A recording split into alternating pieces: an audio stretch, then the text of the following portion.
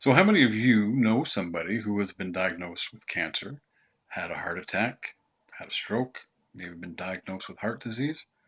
Chances are you probably know a couple people in the last few years that have had something like this diagnosed. What happens when we have a heart attack?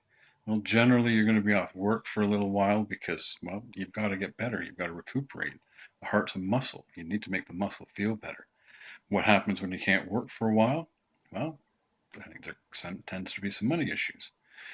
So one thing that our industry has come up with a little while ago is something called critical illness insurance. And what critical illness insurance does is if you're, say, diagnosed with cancer or you have a heart attack or diagnosed with heart disease or have a stroke, if you survive after 30 days, they pay out a lump sum amount of money, uh, which you decide what it's going to be when you apply. They pay out the lump sum, tax free, and you get to do whatever you want with it. What's one of the good things about this?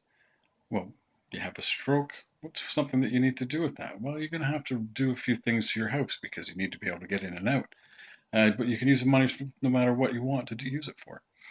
One thing that we also have with these is there's something called return of premium. So if you don't use the money after paying into it for 20 years, 25 years, or however long you happen to be using it, it's one of those congratulations, you didn't get sick. We're going to give you all your money back. Nothing wrong with that. So why not get the coverage? Why not make sure that you're going to be okay? And then if you don't use it, at least you get the money back. When's the last time you were able to say that about your car insurance?